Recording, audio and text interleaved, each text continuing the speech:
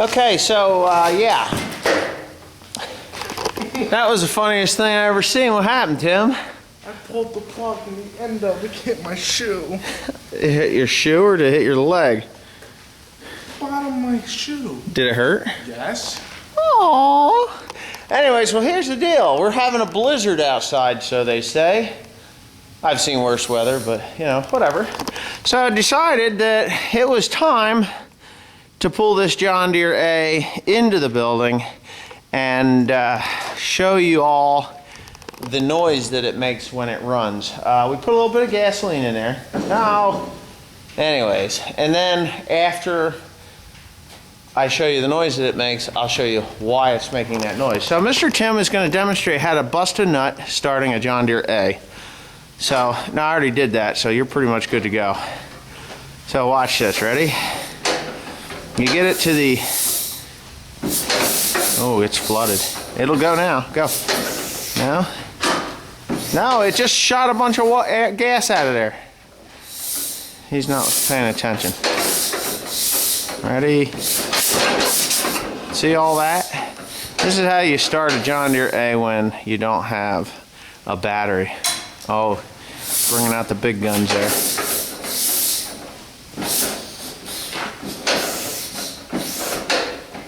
You got to get it to the right position, dude. Go ahead, choke the shit out of it. I don't think the petcock's open here, is it? Go ahead.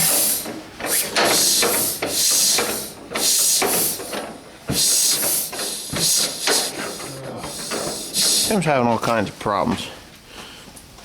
Okay, so this John Deere A, I'll give you a little bit of a story while the big guns here strips off his clothes because he turned it over twice.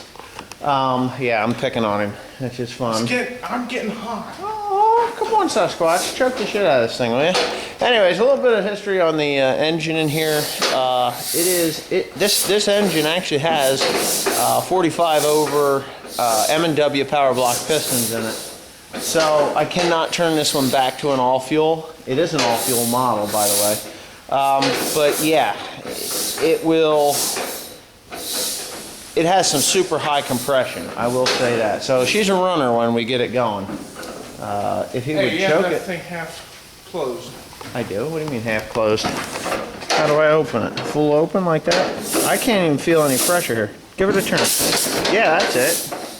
Just burnt me. Anyway, so anyways, when we do get this thing started, oh, look at that, over choked it. Go ahead. Look at all that gas coming out of there. Come on, Tim.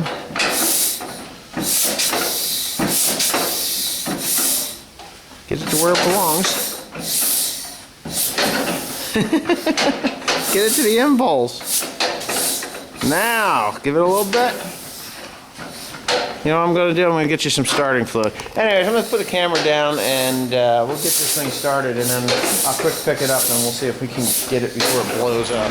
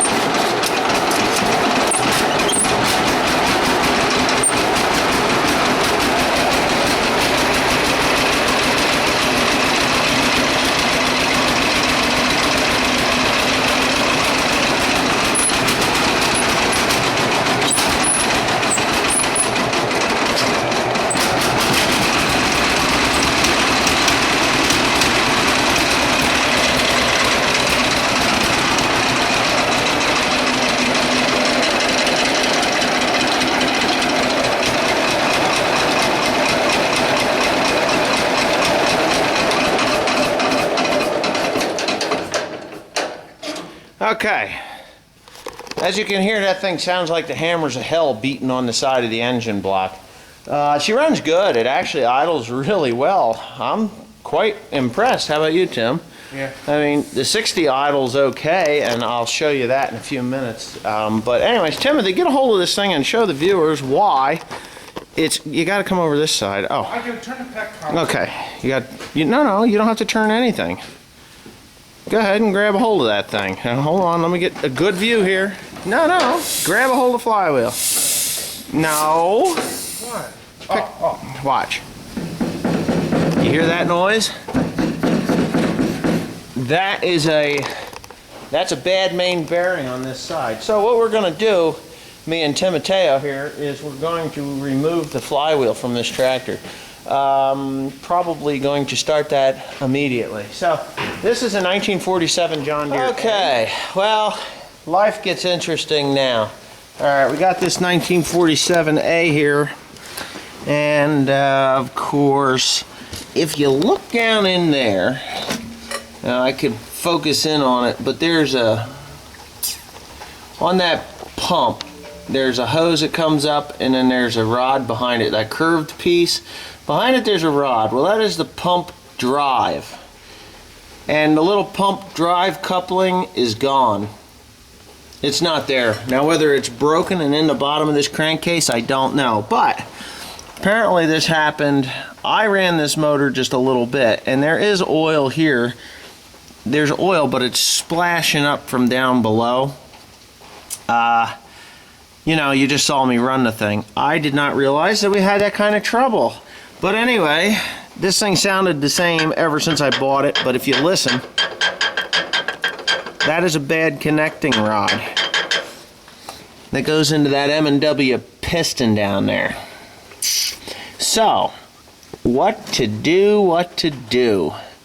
I'm gonna have to say that this tractor is probably going to cost a lot more than it's worth to repair. I'm just going to venture to guess that, because the M&W pistons are fine. I have no problem with those. But yeah, you can really see that. But if if the wrist pins are bad, and these rods, obviously the rods are bad if the wrist pins are bad. At least the bushings in the end. Now this rod, hold on, Tim, don't move. Yeah, this is a 4360R crankshaft with a $sign through it. Huh. Really? Yeah. Now, I don't think the rods are, the main bearings are bad on the back.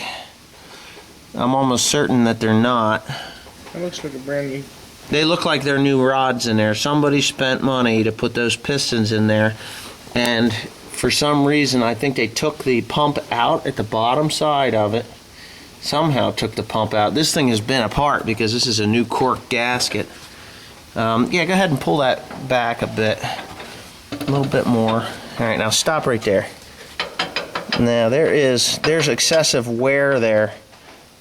Excessive wear on that rod end. You can feel it. It's just terrible. Now this rod on the number 2 piston is not nearly as bad, but definitely has some issues. Now these are supposed to be 45 over M&W pistons. Go ahead and roll them back here, Tim. Let's see see what happens when they come back. Stop right there. Now you can see a lot of dirt on the top of that piston, like dribbling off of there. Yeah, I think the wrist pins are probably shit. Oh yeah, I can see it move. The wrist pins or the rod? The entire thing. Alright, well let's stick this camera down in there. Yeah. I don't know. Can you see the wrist pin?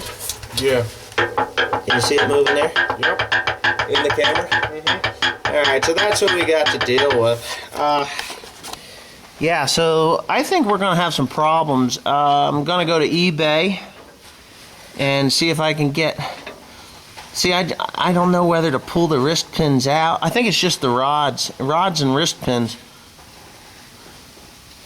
Here, let me take the lights away. No, I don't want to take the lights away. Anyway, okay.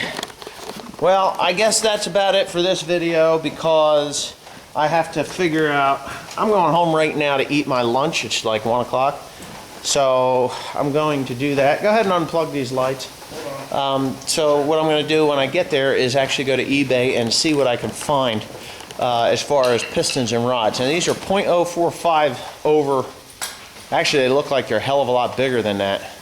I think I'm going to be pulling the head off of this thing and seeing what those pistons look like before we go ahead and buy anything, obviously. So we go jack up the engine block, then take this thing. No, just the head. You pull the head off right here. Oh.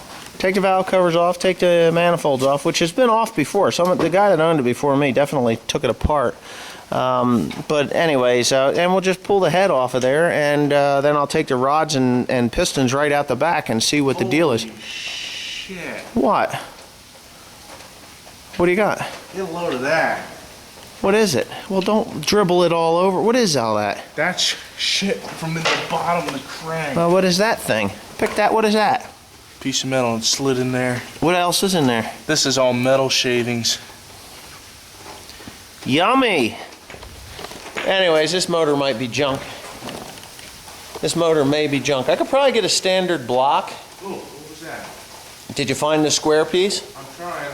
I think the square coupler. What's this? I don't know. Your hand is in there. What do you got? Something. What's it look like? It's all flaky. Ice, water. Oh, there's water down the bottom. Well, that's normal. Anyway, okay. I gotta go get the kids and go to eBay. Thank you.